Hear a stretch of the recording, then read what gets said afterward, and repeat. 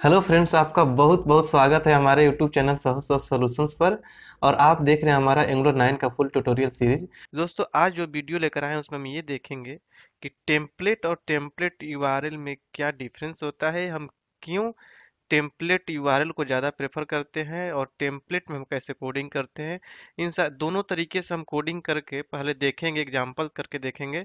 फिर उसके बाद हम इसके डिफरेंस को समझेंगे और फिर हम समझेंगे कि क्यों हम टेम्पलेट यूआरएल को रिकमेंड करते हैं यूज करने के लिए, और किस सिचुएशन में हम टेम्पलेट भी यूज कर सकते हैं।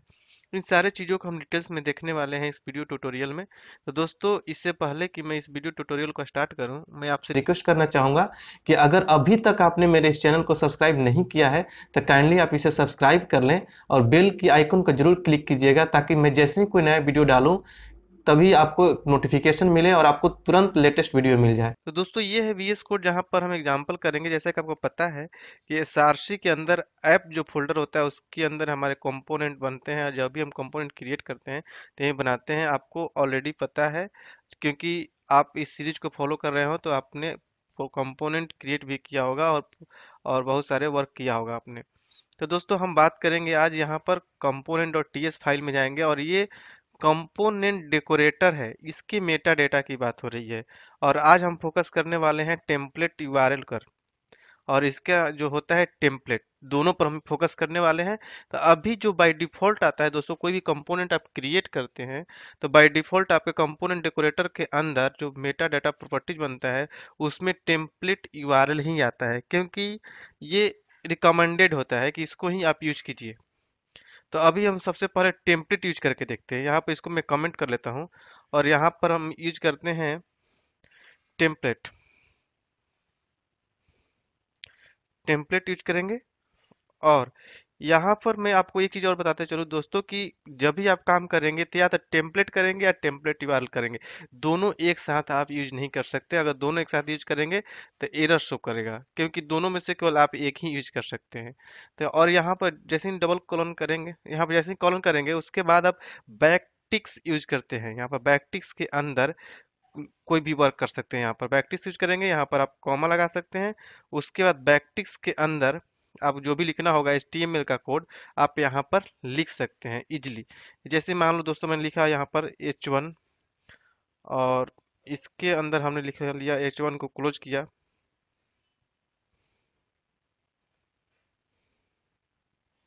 और इसके अंदर हम लिख लेंगे, इसके अंदर आप लिखेंगे टेम्पलेट, क्योंकि हम टेम्पलेट एग्जाम्पल कर रहे थे। आप एग्जाम्पल भी लिख सकते हैं कि यही प्रिंट होकर आएगा। उसके बाद हम नीचे जाएंगे और यहाँ पर हम लिखेंगे HR। हम लाइन दिए, यहाँ पर फिर एक हम div लेते हैं, क्योंकि जो भी दोस्तों यहाँ पर हम इन लाइन टेम्पलेट बना रहे हैं, इसको आप बोलते हैं इन लाइन। और जो टेम्पलेट यूआरएल होता है वो एक्सटर्नल फाइल बनता है। तो इसको हम इनलाइन टेम्पलेट बना रहे हैं, क्योंकि सारे जो HTML कोडिंग कर रहे हैं हम यहीं पर कर रहे हैं। पहले आप देख लीजिए एग्जाम्पल, उसके बाद मैं समझाऊंगा दोनों में डिफरेंस, तो आपका जो और भी अंडरस्टैंडिंग क्लियर होगा। उसके बाद इसको div को बंद करेंगे, क्योंकि div स्टार्ट होगा तो आपको यहाँ क्लोज भी करना होगा, क्लोजिंग टैग। इसमें आप लिख सकते हैं कुछ भी जो आपको प्रिंट कराना है, कि this is template inside file, component file आप लिख सकते हैं। आप जो लिखेंगे वो प्रिंट होगा। अब इसको मैं क्या करूंगा, जैसे ही यहाँ पर सेव करेंगे उसके बाद ब्राउजर में चलेंगे, तो आप यहाँ ब्राउजर में देख सकते हैं जो कि इसका बाय डिफॉल्ट पोर्ट होता है 4200। यहाँ पर जो आपने लिखा था वहाँ पर टेम्पलेट एग्जाम्पल और this is template inside the component file यहाँ पर आ गया, और HR का भी ये लाइनिंग बन चुका है। मीन्स कि हमने जो यहाँ पर कोडिंग किया, टेम्पलेट में HTML बनाया, वो सब कुछ आपका ब्राउजर में डिस्प्ले हो रहा है। अगर सेम चीज हमें काम करना हो तो आप यहाँ से इसको हटा सकते हैं, और इसको डिलीट हमने कर दिया। अब हम इसको टेम्पलेट यूआरएल में करेंगे। टेम्पलेट यूआरएल का मतलब दोस्तों ऑलरेडी आपको पता है, अगर नहीं पता है तो फिर भी मैं बताता हूँ कि टेम्पलेट यूआरएल मीन्स कि हम किसी HTML पेज का रेफरेंस देते हैं। यहाँ पर जैसे app.component.html पेज जो है, इस पेज का हम रेफरेंस यहाँ पर दे रहे हैं, और इस पेज पर जो वर्क करेंगे वो हमें डिस्प्ले करेगा। तो अब हम यहाँ पर आते हैं app.component.html पेज पर, और इसको जो पहले से जो कुछ भी है इसको हटा देते हैं। और यहाँ पर हम क्या करेंगे कि H1 लेंगे एक, और जैसे ही H1 हमने लिया, देखिए H1 का क्लोजिंग टैग अपने आप आ गया, जो कि वहां पर नहीं आ रहा था। ये जो विजुअल स्टूडियो का इंटेलिजेंस है ये काम कर रहा है इस पर, आउटर फाइल पर, जो कि हमारा अपलोड कंपोनेंट HTML पेज है। जब इनलाइन कोडिंग करते थे तो यहाँ पर ये नहीं आता था। तो ये भी एक डिफरेंस होता है। आगे मैं बताऊंगा सारे डिफरेंस क्या क्या होता है इसमें। उसके बाद हम जो चीज़ वहाँ कर रहे थे वही सेम चीज़ यहाँ भी कोडिंग करेंगे। HR टैग हमने लिया, उसके बाद हम यहाँ पर एक div लेते हैं, और देखिए div क्लोज भी कर दिया इसने। दिस इज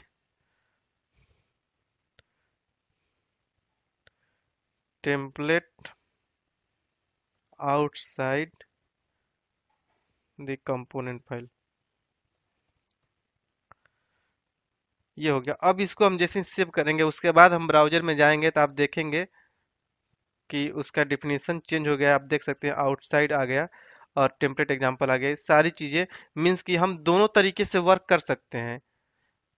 तो दोनों तरीके से वर्क कर सकते हैं तो हमें अलग अलग करने की क्यों जरूरत पड़ी, हम क्यों, कौन सा ऐसा वर्क है जो हम इनलाइन नहीं कर सकते इसमें कर सकते हैं, और हमें उसकी जरूरत क्यों पड़ी, सबका आंसर हम इस वीडियो में देंगे। तो दोस्तों चलते हैं हमारे वेबसाइट पर जहाँ इसके बारे में हमने डिटेल्स में लिख रखा है। तो आप जैसे ही आप हमारे वेबसाइट पर जाएंगे, sohosubtutorials.com है। अब उसके बाद एंगुलर वाले मेनू में आएंगे, एंगुलर 7 के मेनू में, तो आपको यहाँ पर दिखेगा, यहाँ पर टेम्पलेट और एंड टेम्पलेट यूआरएल, इस पर आप क्लिक करेंगे तो आपके सामने ये पेज आएगा जिस पर हम ऑलरेडी हैं अभी। तो आप यहाँ पर देख सकते हैं कि इनलाइन कोडिंग हमने इस तरीके से करके दिखाया आपको, इस तरीके से करके दिखाया ये सारी चीजें। उसके बाद उसका आउटपुट इस तरीके से आया था। यहाँ पर आप नोटिस कीजिए कि जो इनलाइन होता है उसमें हम HTML script, body and base का यूज नहीं कर सकते हैं। हम ये सब अपीयर नहीं होता है उसमें, स्क्रिप्ट नहीं लिख सकते उसमें, ये सारी चीजें का प्रॉब्लम होता है उसमें। एक्सटर्नल फाइल में ये सारी चीजें कर सकते हैं, जो कि टेम्पलेट यूआरएल के साथ करते हैं हम, जो कि इस तरीके से हमने किया कि यहाँ पर टेम्पलेट का हमने रेफरेंस दिया और टेम्पलेट यूआरएल में जाकर हमने ये वर्क किया। उसके बाद इस तरीके से हमारा आउटपुट आया। उसके बाद यहाँ पर आप, हमने जैसे आपको थोड़ी देर पहले हमने बताया कि दोनों में से केवल एक ही यूज कर सकते हैं। अगर दोनों करेंगे तो एरर शो करेगा। इन सारी चीजों को आपको समझने की जरूरत है। अगला हम इसमें इनलाइन टेम्पलेट में क्या क्या करते हैं, क्या क्या प्रॉब्लम आती है। आप जैसे कि हमने अभी थोड़ी देर पहले बताया कि विजुअल स्टूडियो एडिटर का जो इंटेलिजेंस है उसको हम नहीं कर पाते। तो इसको हम नहीं यूज कर पाते क्योंकि वहां पर हम डबल बैकटिक्स के अंदर यूज करते हैं, तो वहां पर हर चीज हमें टाइप करना होता है। बट वही हम किसी HTML पेज पर करते हैं तो सब कुछ हमें इंटेलिजेंस वर्क करता है, कोड कंपाइलेशन और फॉर्मेटिंग में दिक्कत नहीं आती है।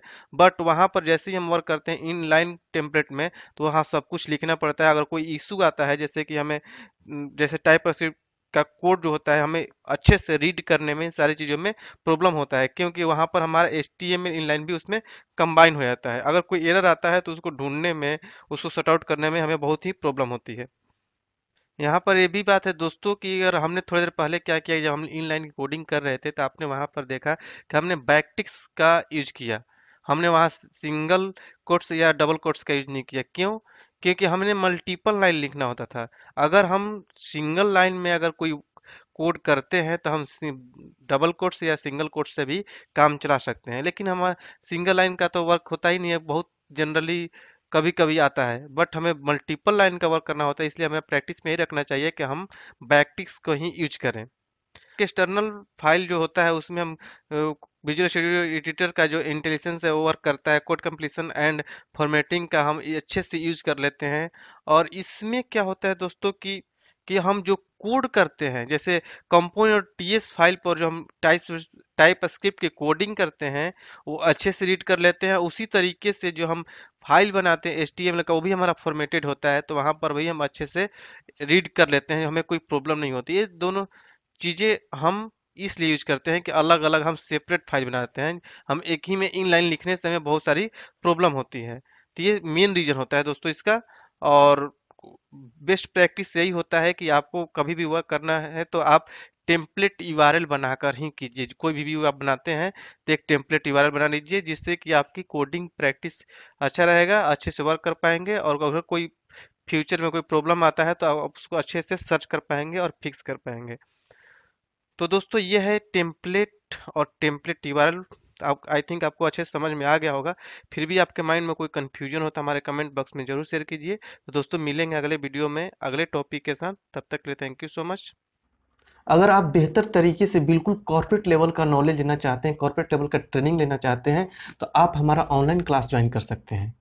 क्योंकि हम प्रोवाइड करते हैं ऑनलाइन ट्रेनिंग भी, जिसमें हम एंगुलर से रिलेटेड सारे टॉपिक को कवर करते हैं। मतलब कि एंगुलर 9 का भी बैच स्टार्ट हो चुका है, आप ज्वाइन कर सकते हैं, जिसमें कि हम इंटायर एंगुलर 9 को चैप्टर वाइज बिल्कुल ही डिटेल्स में कॉर्पोरेट लेवल में आपको प्रोवाइड कराएंगे ट्रेनिंग, जो कि ऑनलाइन होगा। घर बैठे कहीं से भी ज्वाइन कर सकते हैं, बिल्कुल लाइव सेशन चलेगा। इसके अलावा हम एक लाइव प्रोजेक्ट पर भी ट्रेनिंग देंगे, जिसमें कि हम एक बहुत ही बड़ा एप्लीकेशन जो कि ई कॉमर्स बेस्ड होगा उसको हम डेवलप करके सिखाएंगे, जिसको लाइव करके सिखाएंगे, जिसमें 2 प्रोजेक्ट होंगे। एक एडमिन पैनल होगा और एक आपका फ्रंट एंड होगा जहां से लोग परचेज करते हैं, और एक एडमिन पैनल होगा जहां से प्रोडक्ट लिस्टिंग की जाती है, जैसे कि सेलर बनाए जाते हैं, एडमिन बनते हैं, प्रोडक्ट हम अपलोड करते हैं और ब्रांड अपलोड करते हैं, सारी चीज़ों के लिए। मतलब कि 2 प्रोजेक्ट पर आपको ट्रेनिंग दिया जाएगा, और बहुत ही बड़ा एप्लीकेशन होगा जिसमें कि सारे कंसेप्ट यूज किए जाते हैं।